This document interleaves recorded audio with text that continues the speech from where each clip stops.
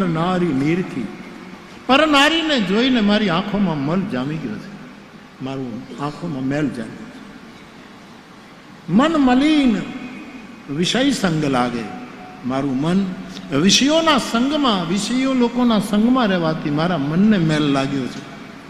નયન મલિન પર નારી નિરખી, મન મલિન વિષય સંગ લાગે, હૃદય મલિન વાસના માન મદ, મારું હૃદય વાસના માન અને મદને લીધે મલિન થયું છે.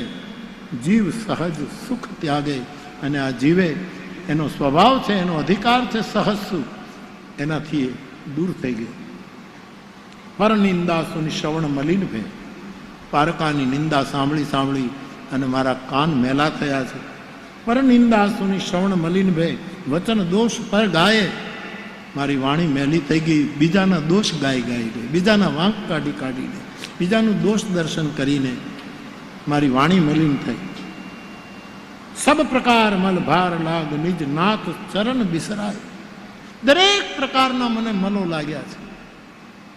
પછી તુલસી કહે, તુલસીદાસ વ્રતદાન જ્ઞાન તપ શુદ્ધ હેતુ શ્રુતિ વેદ એમ કહે છે કે આ બળથી મુક્ત. હવે કપડું મેલું થયું હોય તો એને મેલથી મુક્ત કરવા માટે ગામડાની રીતે ધોકો લ્યો. બર્મા સોપનો સાબુ જે દેશી આપણે આવતા એ તમે ઘસો, આમ ઘસો. કાંઈ ન હોય તો તમારા ગામના પાદરમાં ખારાવાળી, ખારાશવાળી જમીન હોય, ત્યાંનો ખારો લઈ અને ખારાથી કરો. આ બધા વેદોએ જે વ્રત દાન આ બધા મલથી મુક્ત થવાના સાધનો છે. પણ તમે ધોકેથી ટીપો, બર્માના સાબુથી તમે ઓલું કરો, એને બીજું ગમે તે નાખો, ગમે તો કરું, પણ પાણી ન નાખો તો. તુલસી કહે વ્રત દાન તપ એ બધા મલથી મુક્ત કરવાના સાધનો, પણ રામ ચરણ અનુરાગ નીર બીનું, રામના ચરણમાં પ્રેમ રૂપી જળ નહીં હોય તો મલ અતિ નાશ ન પામે. આપણા મલ કોઈ દિવસ નાશ નહીં પામે. એવા જે મેલ મારા ને તમારામાં જામ્યા છે એને રામકથા કલિમલ સમની મનોમલ હરની એવી રામકથા ગોંડલના આંગણે આપણે માંડી છે. ત્યારે ભગવાન શિવ અને પાર્વતીનો પ્રસંગ ચાલે છે. એમાં બચેલા સમયમાં આપણે આગળ વધીએ એના પહેલાં 2-5 મિનિટ માટે ભગવાન નામ સંકીર્તન ભાવથી ભીતરથી આપ સૌ બેઠા બેઠા જ કરજો કીર્તન. કૃપયા ઊભા નહીં થતા, નહીંતર બધા ઊભા થશે. જેને બહુ જ અગત્યનું ઊભું થવું હોય તો એ જરૂર, બાકી બધા ભાવથી બેઠા બેઠા ભીતરથી 2-5 મિનિટ ભગવાન નામનું સંકીર્તન. હલો.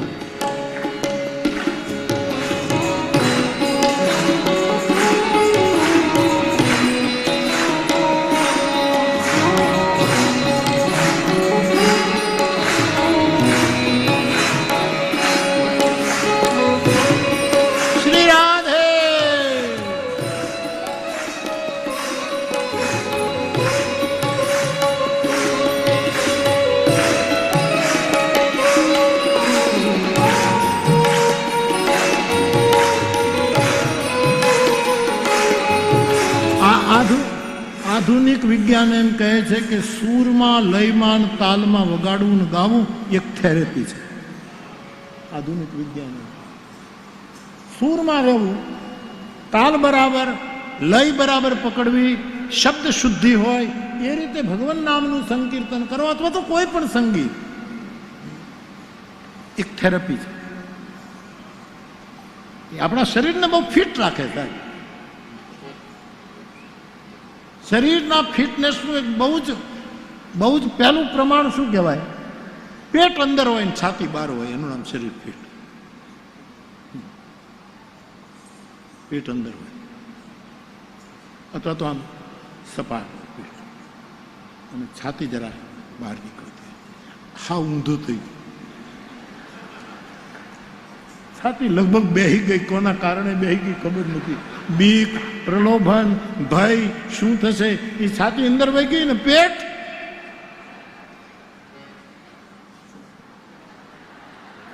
આરોગ્યની નિશાન નથી. હવે થઈ ગયું એ થઈ ગયું. આપણું શરીર વધી જાય એટલે, પણ આરોગ્યની વૈદો એમ કહે છે, દેશી વૈદોનું આ વાત એ સાચી છે સાહેબ. પેટ અંદર હોવું જોઈએ. અથવા તો આમ મારે કેમ સમજાવવું બધું? એક વાત તમને ઉભા રહે, તમારી પાસે સમય છે ને ભાઈ? હા, હું તમારો વધારે સમય નથી લેતો ને. તમારે બીજું કામે શું છે?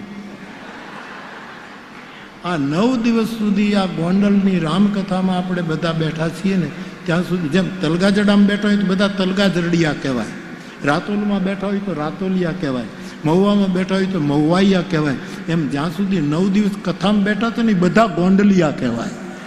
કારણ કે ગોંડલમાં બેઠા છીએ સાહેબ, ગોંડલને લીધે આપણે છીએ અહીંયા, એટલે બધા જ અત્યારે આપણી મોજમાં છીએ.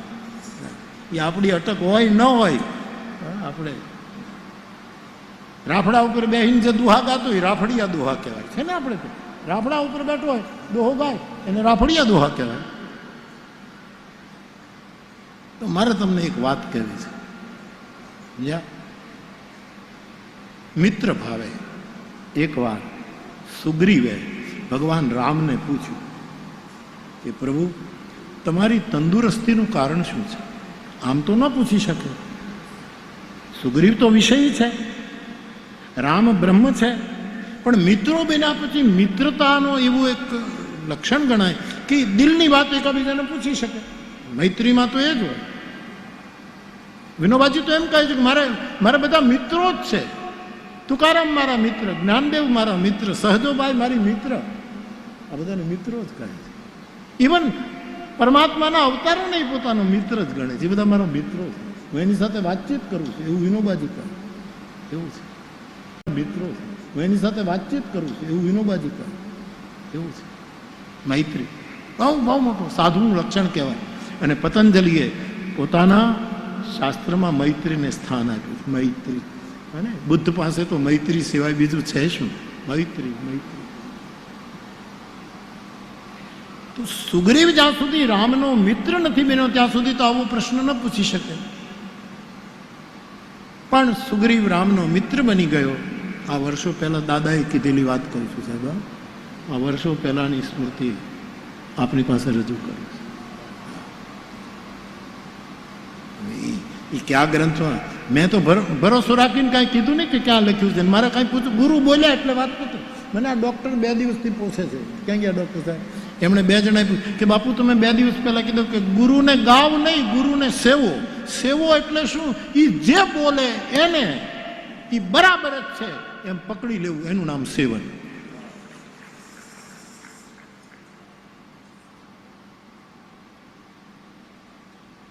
આજ્ઞા સમ નસુ સાહિબ. આપણા સાહિબની આજ્ઞા સમાન બીજી કોઈ સેવન નથી. એણે કીધું એ બરાબર, જો એ સમર્થ હોય તો. ગુરુની આગળ સમર્થ શબ્દ લગાવ્યો. સમર્થ, કમજોર હોય તો નહીં, તો પાછું નહીં માનવું. સમર્થ. માત પિતા ગુરુ પ્રભુ કે બાની. માતા પિતા અને ગુરુ, પછી શબ્દ આવ્યો પ્રભુ. પ્રભુ એટલે માં સમર્થ હોય, બાપ સમર્થ હોય અને ગુરુ સમર્થ હોય, કોઈ જાતની કમજોરી ન હોય તો એ જે બોલે એમાં દલીલ કર્યા વગર માની લેવી, એનું નામ ગુરુ સેવ્યો. પણ સમર્થ હોવું જોઈએ. કઈ સમર્થ નહોતી એટલે એના દીકરાએ માની વાત માની નહીં. હિરણ્યકશિપુ સમર્થ બાપ નહોતો, આમ તો સમર્થ હતો, પણ પ્રહલાદ એની વાત માની નહીં. બલિરાજાનો ગુરુ શુક્રાચાર્ય સમર્થ નહોતો તો ગુરુની વાત બલિએ માની નહીં. વ્રજાંગનાઓએ પોતાના પરિવારની વાત ન માની. ગુરુને સેવો એટલે આજ્ઞા સમ. ફરી એક વખત વિનોબાજીને યાદ કરવું. સંન્યાસ લેવા જતા હતા અને ગાંધી બાપ ક્યાં મોકલ્યું, મારે સત્યાગ્રહનો આરંભ કરવો છે, પ્રથમ સત્યાગ્રહી તમારે થવાનું છે વિનોબાજી. એટલે એ જે સંદેશ આવ્યો, જ્યાં ઊભા હતા દાય મૂળ, ત્યાંથી પાછા ફરી અને હિમાલય જવાનું. આનું નામ ગુરુનું સેવન છે.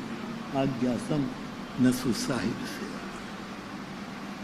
તો મૈત્રીમાં આવી રીતે વાત થઈ છે. તો દાદાએ મને કહેલું કે હું તો કાંઈ પૂછું જ નહીં ને કે ભાઈ આ કયા ગ્રંથમાં આવ્યું છે. મારા માટે તો રામજી મંદિરથી તલગાજડાનું મારું માટીનું મકાન, અને મોટા બાપાને ત્યાં દાદા સુવા જાય અને આમ નાવા જાય ઘુઘા અમીરની વાડીએ. એ આટલો જે ભૂગોળ હતી ને એમાં મને ત્રિભુવન દાદા ફરતા એવું નહોતું, રામચરિત માનસ આટા મારતું હોય એવું જ દેખાણું છે સાહેબ, આખો ગ્રંથ જ ફરતો. એટલે એના વેણ મારા માટે કાકબાપુએ બહુ સરસ લખ્યું કે એવું તે શું છે ગંગામાં કે એમાં નાયેથી પાપ ધોવાય. એવું તે શું છે કે એમાં નાય એટલે પાપ ધોવાઈ જાય. એવું તે એમાં શું છે કે જેમાં નાયે પાપ ધોવાય. આવો સંશય કોઈ દી એ કરે નહીં જે ગંગામાં નાય. જે ગંગામાં નાય એ કોઈ દિવસ શંકા ન કરે, કારણ ભાઈ એને ભરોસે રહેવાય. ભરોસે રહેવાય એમાં પંડિતના ડાપણ ન ડોળાય, એને ભરોસે રહેવાય.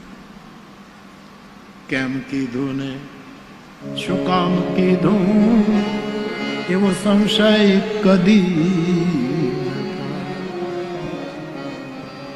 વૈદ ઘરના વાટેલા ઓલા ઓહડ નહીં ઓળખા. ભાઈ જેને ભરોસે રહેવા. તો લયમાં સૂરમાં રહેવું એક થેરપી છે, માણસને તંદુરસ્ત રાખે સાહેબ. અને આપણે જરાક થોડાક નબળા પડીએ ને જરાક સમજવાનું ક્યાંક આપણે ચૂક્યા છીએ, ઢીલા થઈ ગયા. તો સુગ્રીવે મૈત્રી પછી ભગવાન રામને, રામ તો બ્રહ્મ છે પણ એક માનવના રૂપમાં એને પ્રશ્ન કર્યો છે કે તમારી તંદુરસ્તીનું કારણ શું છે. ભગવાન કોઈ દી રામ બીમાર પડ્યા એવા કોઈની પાસે ખબર છે? કૃષ્ણ ભગવાન બીમાર પડ્યા એવી કોઈને ખબર છે? શંકર ભગવાનને 2 મહિના સુધી હોસ્પિટલમાં રહેવું પડ્યું એવી કાંઈ કોઈ ખબર તમારી પાસે ક્યાંય હોય તો? કેમ નથી આ લોકો બીમાર? હા.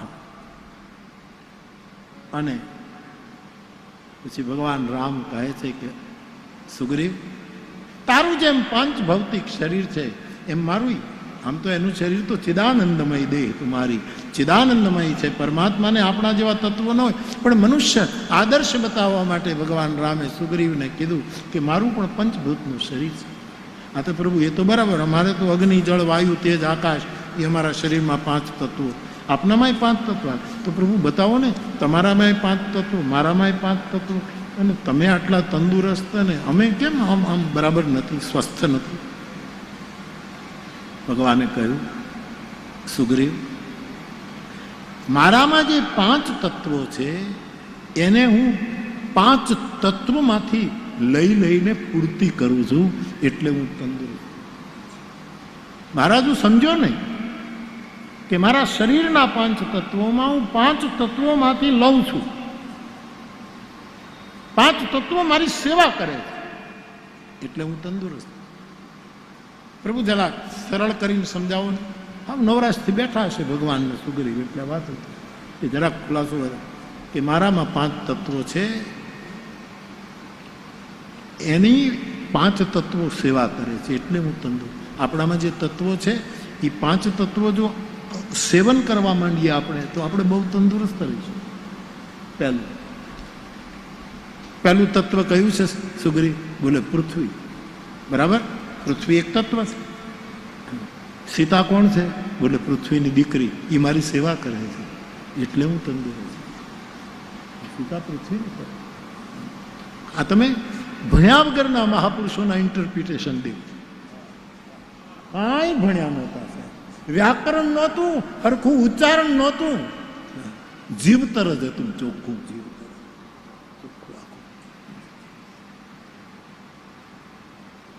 પૃથ્વીની દીકરી જાનકી, સીતા કર પદ સરોજ લાલિતો ચિંતકસ્ય મન ભંગ સંગીનો. પૃથ્વીની દીકરી જાનકી એ મારી સેવા કરે એટલે મારામાં રહેલા પૃથ્વી તત્વનું પોષણ આ પૃથ્વીની દીકરી જાનકી કરે છે, માટે તંદુરસ્ત છું. સુગ્રીવ, આ હનુમાન તારો સચિવ છે, મંત્રી છે ને અત્યારે મારો સેવક છે. એ હનુમાન કોણ છે? બોલે વાયુપુત્ર. તો વાયુ મારી સેવામાં બેઠો છે, પવન મારી સેવામાં, વાયુ તત્વ મારી સેવા કરે, સતત નિરંતર સેવા કરે. હા. ત્રીજું તત્વ અગ્નિ તત્વ. તેજ નિદાન લખન પુનિત. ગોસ્વામીજી કહે લક્ષ્મણજી બહુ તેજસ્વી છે, અતિશય તેજસ્વી. લક્ષ્મણ અગ્નિ તત્વ છે, એની મારી સેવામાં છે, મારા માટે જાગરણ કરે છે. એટલે હું ભરતનું હૃદય આકાશ વિશાળ છે. મારો ભરત આકાશ જેવો વિશાળ છે. એ ભરત જે આકાશ છે એ મારી સેવા કરે. અને વેદમાં એમ કહેવાયું કે જળ જો વિફરે તો શત્રુને મારી નાખે. ગંગા પવિત્ર છે પણ છે જળ, પણ એમાં બે કાંઠે પાણી આવે તો કેટલાયનું મૃત્યુ કરાવી દે, કેટલાયનું. સુનામી આવે તો એ જળ તત્વ. એટલે વેદની અંદર શાયદ કયો વેદ અત્યારે મને સ્મરણ નથી, પણ વેદનું વાક્ય છે, હું જવાબદારીપૂર્વક બોલું. વેદમાં એમ કહ્યું છે કે જળ એ શત્રુઘ્ન છે. જળ આપણે વર્તમાન ઘણા આંદોલન કરે, કોઈ કારણસર આંદોલન, તેના ઉપર નથી લોકો ટીયર ગેસ છોડે. ગેસ છોડે એટલે આંસુડા આવવા માંડે, અથવા તો